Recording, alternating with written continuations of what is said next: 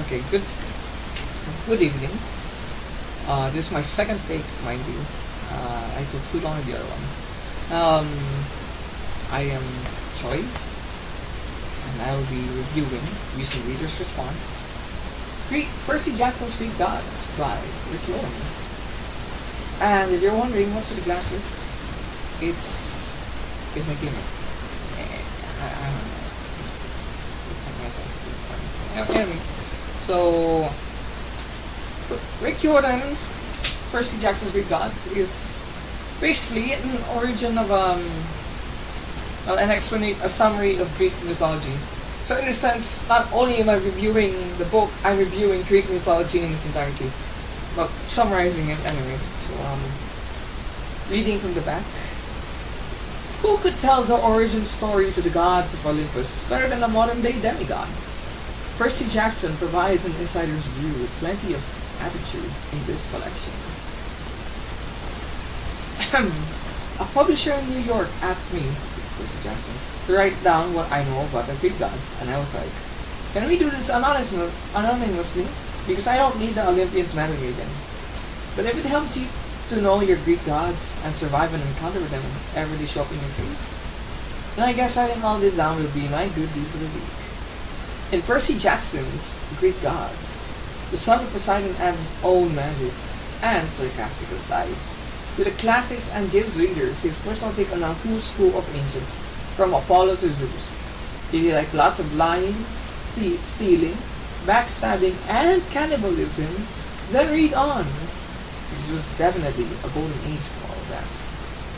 Whether you're new to Greek mythology or well versed in it, this highly entertaining volume will make the ancient stories both relevant and impossible to forget.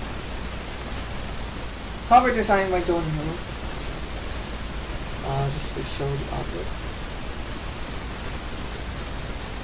John Hill. Anyways, so what do you do reader's response? Not quite sure. All I know is ignore the author's response. Well, okay, so I'll try to do a quick non-spoiler version, and then a spoiler. Actually, no, I don't need to, because how do you spoil Greek history, Greek mythology? It's right there, it's a mythology. This isn't like Star Wars, where back then, when episode 5 wasn't a thing, one of the actors was like, oh, did you know Luke is the son of Anakin Skywalker, who is secretly dun dun dun dun dun dun dun dun. Like, I don't want to spoil that because there might be people been watching. I know it's been decades since Star Wars was out. I'm a bit traumatized. Anyways, so first, let me give a quick summary of the story, or Greek mythology and the gods rather.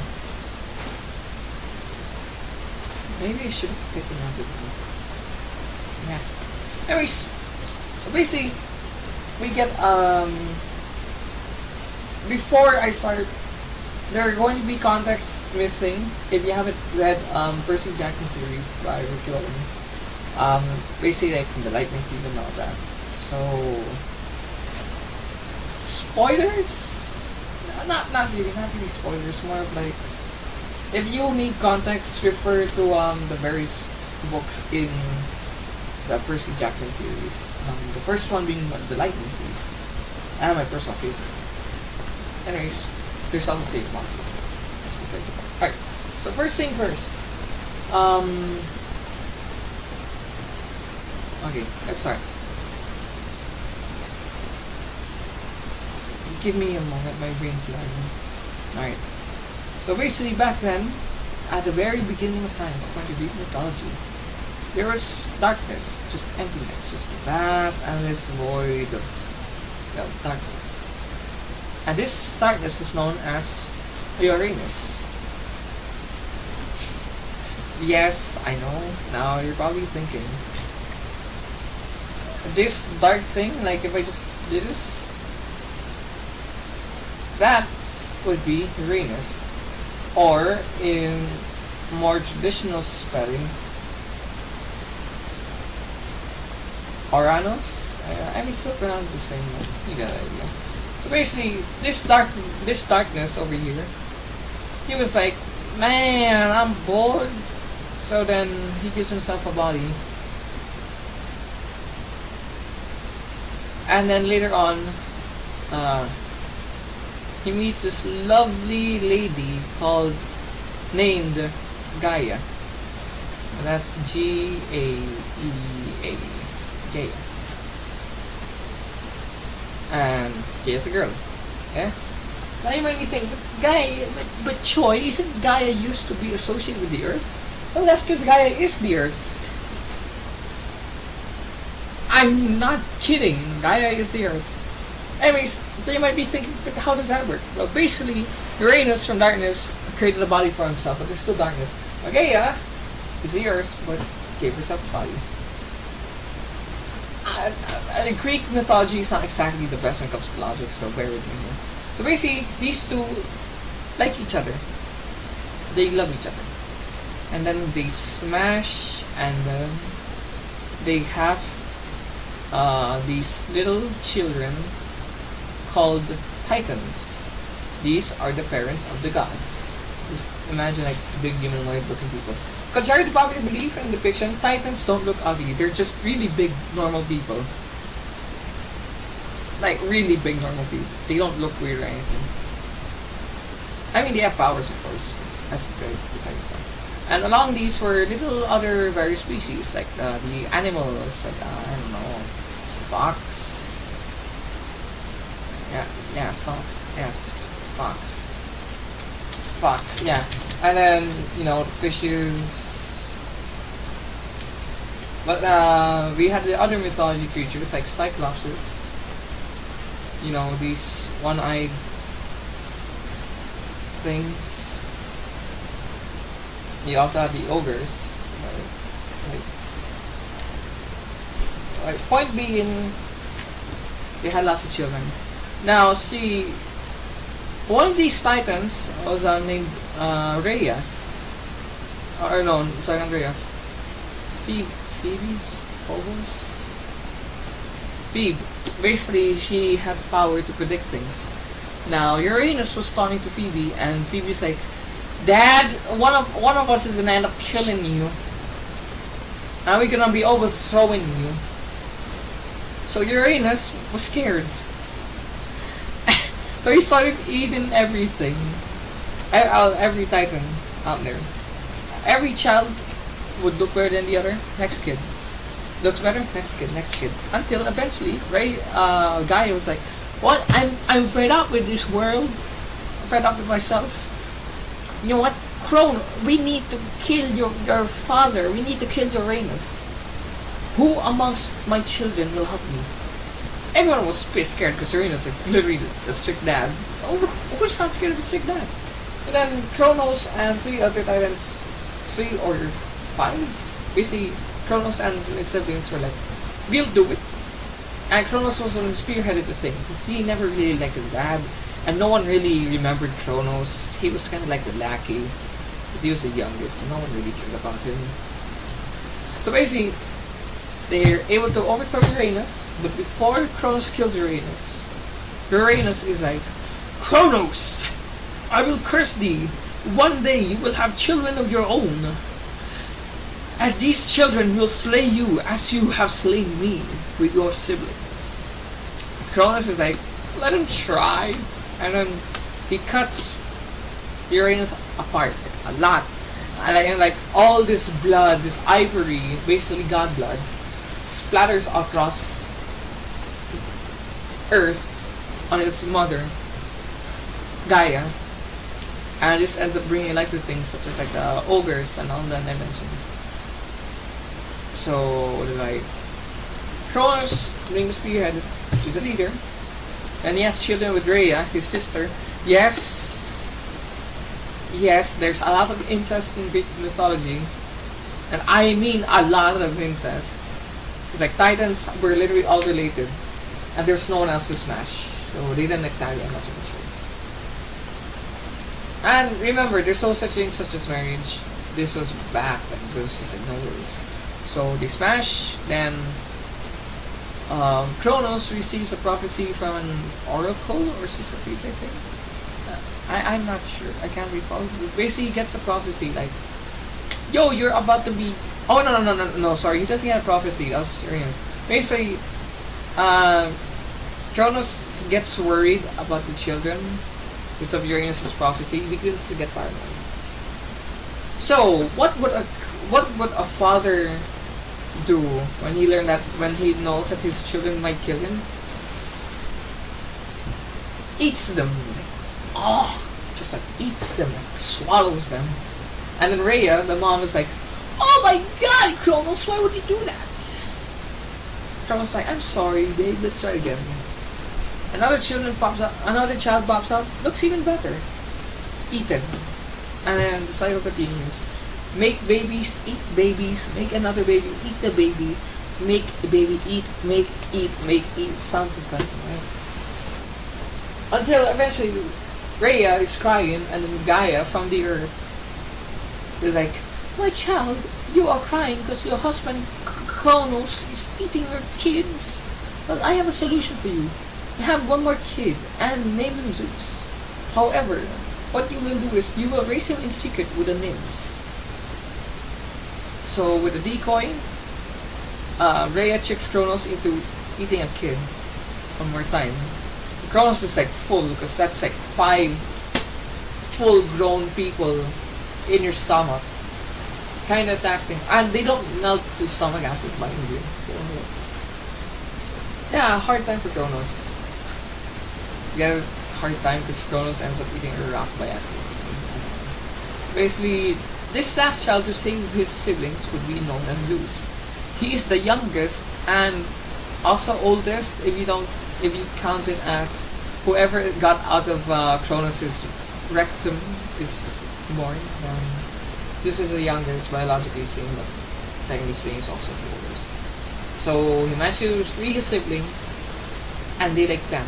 What do? We take over the mountain where Kronos resides. So they do that.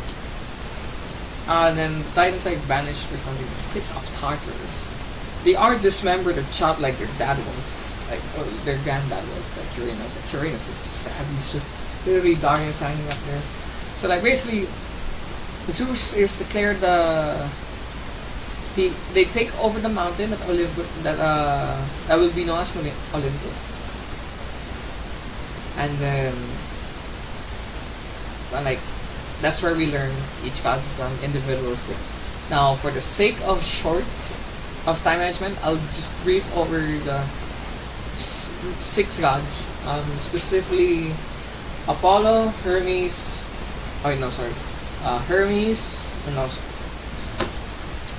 Apollo, Athena, Hades, Poseidon, and Zeus. And Hermes, yeah. Anyways, so basically, it's an origin story for each one of them, all the way from A to Z, including Ares and Zeus. Like, it's a lot. It's basically like, it covers, I think, majority of gods. Wait, let me check the table of contents. Here. These are the gods that they tackle. I can just find bloody. Here. These are the gods that are introduced. Zeus, Hestia, Demeter, Persephone. Sorry, Persephone. My bad. Hera, Hades, Poseidon, Zeus, Athena. Did I say Zeus once? You got Aphrodite, Ares, Hephaestus, Apollo, Artemis, Hermes, and Dionysus.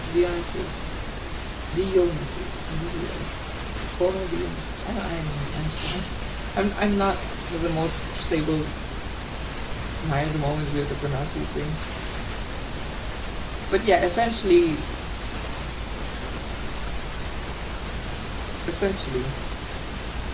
a lot of the gods. I think these are the major gods here, are they? 1, 2, 3, 4, 5, 6, 7, 8, 9, 10, 11. Oh, there are 15 gods here. So it's a mixture of major and minor gods. Because I believe there were like 11 to 13 gods of Olympus. The rest of the gods were like somewhere else. Gods of Olympus were like the mighty ones. And I don't need the paint anymore, so... Ooh, leaked. Oopsie. Not allowed to see that. Except we just did. Oh no. Oh no. Oh no! Anyways. So basically, I'll summarize up again.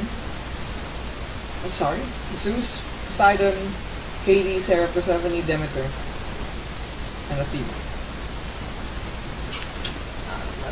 Now, you might be thinking, why not sum up everything, Choy? Because it's Greek mythology. It's not that hard to figure out Greek mythology. So is this really info you need? This is more like info that you'd want, which I want, because Greek mythology is fascinating. And I don't want to spoil it to people that actually might want it.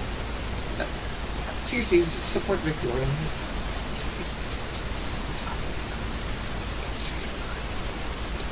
So here, basically, summarizing everything that I mentioned. Persephone, she was liked by Hades. Eventually, they end up marrying the underworld. And contrary to popular belief, the underworld is not hell. And also, Hades is not someone like you've seen in Disney movies, like, hey, if you do this, I'll let you cheat death. No. Hades hates that. Hades is actually, believe it or not, one of the nicest gods out there. Like, he's gloomy, he's lonely, but he's oddly really nice. And he's not gonna disrupt the balance. If you die, then you die.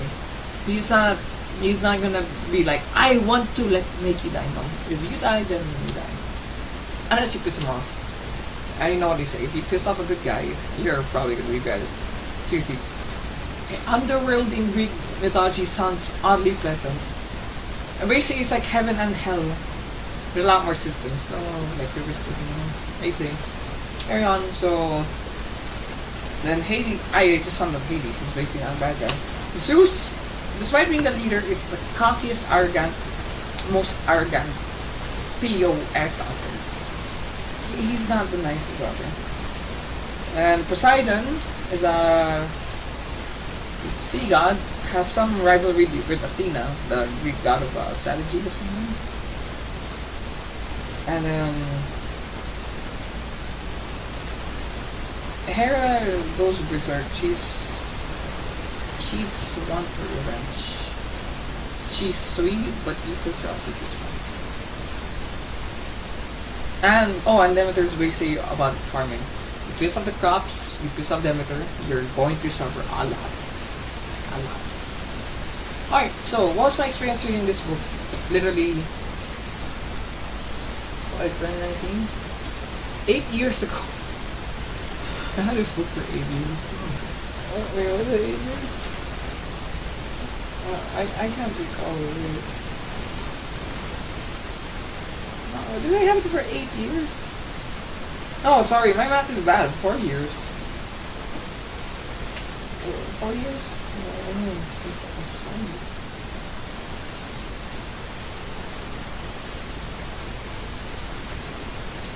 Yeah, 4 years. Oops. I had this book for 4 years. 4 or 5 years. I can't, basically long time. I had it for a long time. So, honestly, it's a pretty good read. The humor there is nice. It fits with the character of Percy Jackson in the main story. I tried searching if the information is accurate, and it oddly is accurate. It doesn't go over everything of Greek mythology, just kind of like the what you need to know. More like what you need to know if you want to know. Yeah, experience was like, it was really fun to read. I reread it a couple of times. It's actually I'm gonna sell out here, support me. This kind of this beautiful thing is kind of an inspiration for a game that I'm working on. Probably might know it if you pay attention to this. I'm not selling out, right? Why would I sell out my school project, right? Anyways, is this a vlog? Does this count as a vlog? I'm not really sure. I'm not good with vlogs, and the time it's dark. I can't go out, and my phone's broken. Oh yeah, in case you didn't know, so we had a speedy project. Took a shot. A racket smashed the phone. Selfie is broken, so I can't really vlog there. That's why I'm stuck to using it in my room. So yeah. Yeah. I can't edit. I can't even edit. I can't even edit. We're going to have to watch all of this raw, mind you. I'm sorry. So I'm like, yeah. So basically, using reader's response, I think it's a pretty fun read. If you're not into Greek mythology, then you might find it a bit boring, but it's fascinating. If you love Rick Jordan or Greek mythology or both, you're going to love this. You're going to nerd out hard. You read this and you memorize at least even half of it. You're probably going to be the most knowledgeable person when it comes to Greek mythology within your group. Too bad that school doesn't use Greek mythology, because it's Greek mythology. What are you gonna apply it for?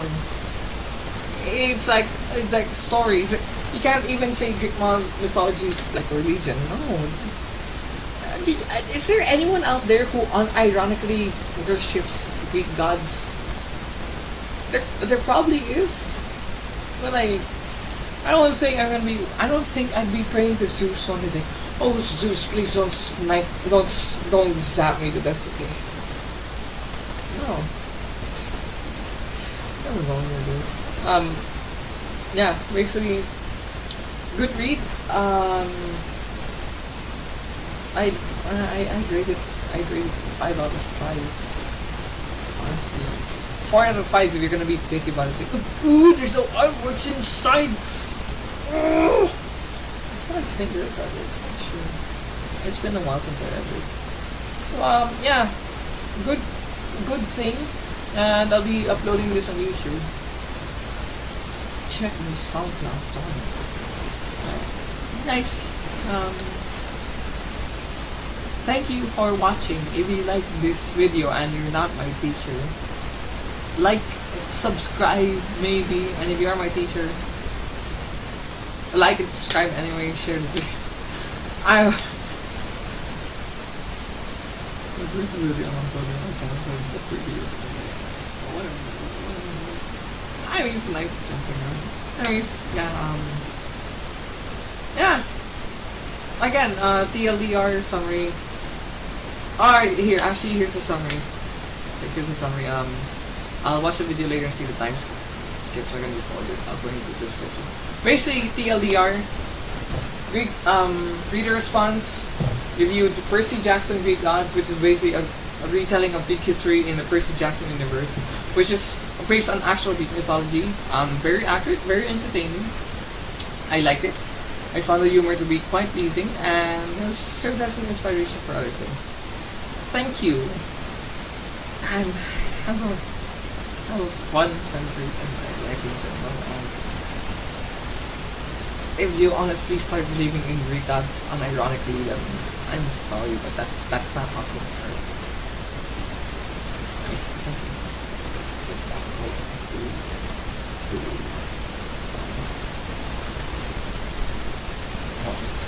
3, 2, 1.